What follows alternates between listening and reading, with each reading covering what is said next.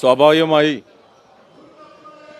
ഈ സുഗതനെ സംരക്ഷിക്കാൻ വേണ്ടിയിട്ടുള്ള നിലപാടുമായിട്ട് ഈ മേയർ മുന്നോട്ട് പോയതോടുകൂടി നഗരത്തിനകത്തുള്ള ജനവാസം നഗരത്തിൽ താമസിക്കുന്നവർ ഇന്നിപ്പോൾ പറയുന്നത് ട്രിവാൻഡ്രം കോർപ്പറേഷൻ എന്നുള്ള പേര് മാറിയിട്ട് യഥാർത്ഥത്തിൽ ഇതൊരു കാപ്പ കോർപ്പറേഷനായി മാറുന്ന സ്ഥിതിയിലേക്ക് കാര്യങ്ങൾ വന്നു എന്നുള്ളതാണ്.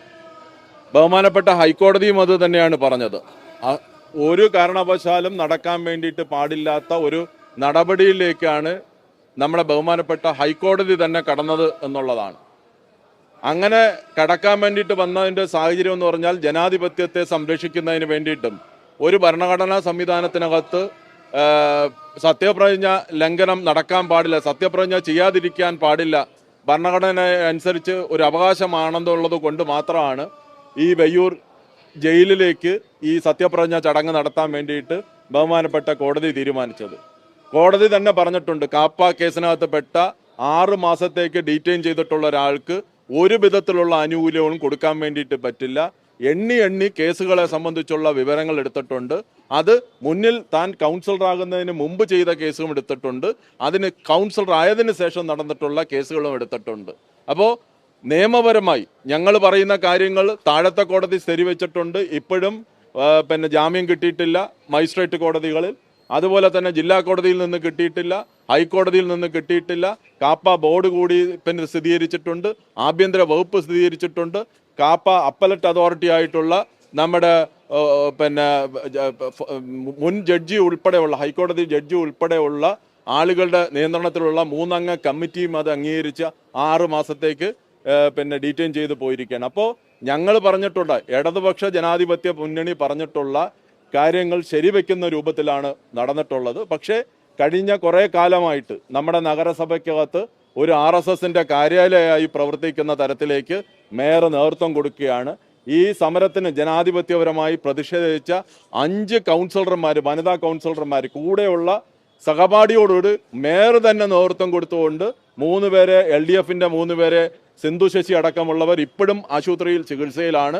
അതുപോലെ തന്നെ കോൺഗ്രസ് UDFന്റെയും 2 വനിതാ സഖാക്കൾ ഇന്നിപ്പോൾ വനിതാ അംഗങ്ങളായിട്ടുള്ളവർ ഇന്നിപ്പോൾ ആശുപത്രിയിൽ കിടക്കുന്നതാണ് ഇന്നത്തെ സാഹചര്യം എന്ന് പറയുന്നത്. അപ്പോൾ കൂടെയുള്ള വനിതാ കൗൺസിലർമാർക്ക് നേരെ പോലും അക്രമ പ്രവർത്തനം നടത്തുന്ന ഒരു സ്ഥിതിയിലേക്ക് ഈ നഗരസഭ എത്തിയെന്ന് പറഞ്ഞാൽ പൊതുവിൽ ഇത് ക്രിമിനൽ വൽക്കരിക്കപ്പെട്ടിരിക്കുന്നതായിട്ടാണ് കാണാൻ വേണ്ടിയിട്ട് പറ്റുന്നത്. എല്ലാ ക്രിമിനൽ സംഘങ്ങളും ക്യാമ്പ് ചെയ്യുന്ന ഒരു ഹെഡ് ഓഫീസായി നഗരസഭയുടെ ഇന്നത്തെ മേയറുടെ ഓഫീസ് മാറിയിരിക്കുന്നതാണ് നമുക്ക് കാണാൻ വേണ്ടിയിട്ട് പറ്റുന്നത്. അല്ലാതെ നീറുന്നതായിട്ടുള്ള ജനങ്ങളുടെ പ്രശ്നങ്ങൾ, കുടിവെള്ള പ്രശ്നം പരിഹരിക്കാൻ ഒരു നടപടിയും ഇല്ല. ഇന്നിപ്പോൾ മാലിന്യ സംസ്കരണത്തെ സംബന്ധിച്ചുള്ള വിഷയത്തിനകത്ത് സ്വമേധ മനുഷ്യാവകാശ കമ്മീഷൻ തന്നെ കേസെടുത്തിരിക്കുകയാണ്. അദ്ദേഹം പറഞ്ഞിരിക്കുന്നത് ഒരാഴ്ചയ്ക്കുള്ളിൽ ഈ റിപ്പോർട്ട് ഹാജരാക്കാൻ വേണ്ടിയിട്ട് പറഞ്ഞിരിക്കുന്നു. അവിടെ എടുത്തിട്ടുള്ള നടപടികൾ പറഞ്ഞിരിക്കുന്നു. അടിയന്തരമായി ഇതിനകത്ത് ഈ പനി തുടങ്ങിയിട്ടുള്ള മരണത്തിൻ്റെ കാരണമെന്ന് പറയുന്നത് ഇവിടെ കെട്ടിക്കിടക്കുന്ന മാലിന്യമാണെന്നുള്ളത് സൂചിപ്പിച്ചിട്ടുണ്ട്. ഇന്ന് വരെ ഇല്ലാത്ത രൂപത്തിലേക്ക് മരണനിരക്ക് കൂടിയിട്ടുണ്ട്. ഇതെല്ലാം പറയുമ്പോഴത്തേക്ക് ഇതിൽ നിന്നെല്ലാം ഈ മേയർ ഒളിച്ചോടിക്കൊണ്ടിരിക്കുകയാണ് ചെയ്യുന്നത്. ഒരു നടപടിയും ശരിയായ രൂപത്തിൽ എടുക്കാൻ വേണ്ടിയിട്ട് കോർപ്പറേഷന് കഴിയുന്നില്ല. ഇന്നും ഇന്നലെയുമായിട്ട് പല സ്ഥലത്തും വെള്ളം മുടങ്ങുന്ന സ്ഥിതിയിലേക്ക് മാറിയിട്ടുണ്ട്. അതിനെതിരെ ഒരു നടപടി എടുക്കാൻ വേണ്ടിയിട്ട് പറ്റുന്നില്ല. ഈ പറയുന്ന തെരുവ് നായി പ്രശ്നം വലിയ രൂക്ഷമായി മാറി. പക്ഷേ ജിമിക്ക് കാണിക്കുന്നത് പോലെ തന്നെ മെഡിക്കൽ കോളേജിൽ കൊണ്ടുപോയി 5 പട്ടികളെ പിടിച്ച് എവിടെയാണ് ഷെൽട്ടർ ഹോം എന്നുള്ളത് ഞങ്ങളെല്ലാം കൗൺസിലർമാർ ചോദിച്ചിട്ട് ഇതുവരെ ഷെൽട്ടർ ഹോം എവിടെയാണെന്നുള്ളത് പറഞ്ഞിട്ടില്ല.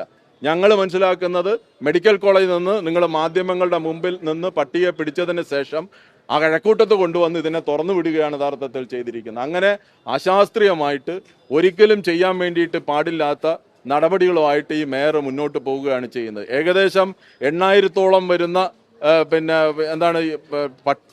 തെരുവ് നായ്ക്കൾ ഉണ്ടെന്നുള്ളതാണ് മേയർ തന്നെ കൗൺസിലിനകത്ത് പറയുന്നത്. എങ്ങനെ കണക്ക് കിട്ടിയെന്നുള്ളതിനെ സംബന്ധിച്ച് നമുക്കറിയില്ല. പക്ഷേ ആ കണക്കുകൾ സൂചിപ്പിക്കുന്ന അനുസരിച്ചാണെങ്കിലും ഇന്നും ഇന്നലെയൊക്കെ ആയിട്ട് തന്നെ പല സ്ഥലത്തും ഈ തെരുവ് നായ്ക്കൾ ഈ സാധാരണ കുട്ടികളെയും മറ്റും ഉപദ്രവിക്കുന്ന തരത്തിലേക്ക് വീണ്ടും വർദ്ധിച്ച് വരുന്നതാണ് നമ്മുടെ സാഹചര്യം എന്ന് പറയുന്നത്. അപ്പോൾ അതുകൊണ്ട് നീറുന്ന പ്രശ്നങ്ങൾ പരിഹരിക്കാൻ വേണ്ടിയിട്ട് അടിയന്തരമായിട്ട് ഇതിനകത്ത് ഇടപെടണം. ഇപ്പോൾ കൗൺസിൽ വിളിക്കുന്ന നടപടിയേ ഇല്ല. ഇപ്പോൾ 46 ദിവസം കഴിഞ്ഞതിന് ശേഷമാണ് കൗൺസിൽ വിളിച്ചത്. ആ കൗൺസിൽ വിളിച്ചിട്ട് 1 മിനിറ്റ് കൊണ്ട് 700 അജണ്ട പാസ്സാക്കി. ഇപ്പോൾ ഞങ്ങൾ വീണ്ടും ആവശ്യപ്പെടുകയാണ്, അടിയന്തരമായി കൗൺസിൽ വിളിച്ച് ജനാധിപത്യപരമായി നമ്മുടെ ഇന്നത്തെ സാഹചര്യങ്ങൾ, നഗരസഭയുടെ ഇന്നത്തെ സാഹചര്യങ്ങളെ സംബന്ധിച്ച് ചർച്ച ചെയ്യണമെന്നുള്ളതാണ് ഞങ്ങൾ ആവശ്യപ്പെടുന്നത്. ഇന്നിപ്പോൾ ഇവിടെ പാർട്ടിയുടെ ജില്ലാ സെക്രട്ടറി ജോയ് പറഞ്ഞതുപോലെ ഞങ്ങൾ സമരം ഇവിടെ ഒരു ഘട്ടം ഇവിടെ അവസാനിക്കുകയാണ്. കാര്യം 6 മാസം കഴിഞ്ഞ് ഇനിയിപ്പോൾ സൂതൻ ഇവിടെ വരാൻ വേണ്ടിയിട്ട് പറ്റുള്ളൂ. മറ്റ് നിയമ നടപടികളുമായിട്ട് നമ്മൾ മുന്നോട്ട് പോകേണ്ടി വരും. ചില നിയമ നടപടികൾ നമ്മൾ എടുത്തിട്ടുണ്ട്. ഇപ്പോൾ ഉദാഹരണത്തിന് 20 പേര് സത്യപ്രതിജ്ഞ നടത്താൻ വേണ്ടിയിട്ടുള്ള സാഹചര്യം നിയമ നടപടിയുടെ അടിസ്ഥാനത്തിലാണ് എടുത്തത്. ഇന്നിപ്പോൾ ഈ കാപ്പ കേസിനകത്ത് ഡീറ്റെയിൻ ചെയ്യുന്നതും അതുപോലെ മറ്റ് ക്രിമിനൽ കേസുകളുടെ മുമ്പിൽ ഒരു അന്വേഷണം നടന്നു പോകുന്നതിൻ്റെ കാരണം എന്തെന്ന് ചോദിച്ചാൽ നിയമപരമായി നമ്മൾ ഇടപെട്ടത് കൊണ്ടാണ് നടക്കുന്നത്. അതുപോലെ തന്നെ ഈ 3 കൗൺസിലിൽ പങ്കെടുക്കാതെ വരുന്ന സുഗതന്റെ സാഹചര്യത്തെ സംബന്ധിച്ചും ഞങ്ങൾ നിയമപരമായി നേരിടും. അതുപോലെ തന്നെയാണ് മറ്റ് നിയമപരമായിട്ടുള്ള കാര്യങ്ങൾ.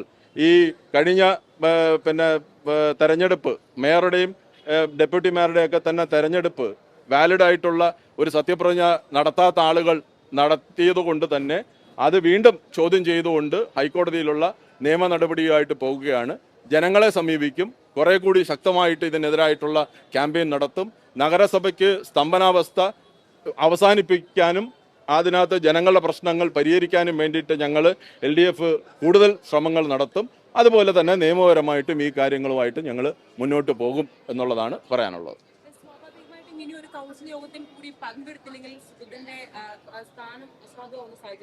ഉണ്ട്. കഴിഞ്ഞ ദിവസം മേയർ സൂചിപ്പിച്ചത് അദ്ദേഹത്തെ പൂർണ്ണമായും ചേർത്ത് പിടിക്കുമെന്നാണ്.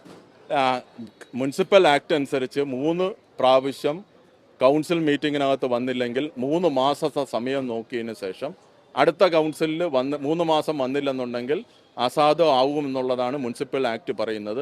നിരവധിയായിട്ടുള്ളവർ ഇങ്ങനെ പുറത്തു പോയിട്ടുണ്ട്. ഇപ്പോൾ സത്യപ്രതിജ്ഞ പ്രശ്നം ഞങ്ങൾ ആദ്യം ഉന്നയിച്ചതാണ്. അന്ന് ഇവിടെ തീർക്കായിരുന്നു.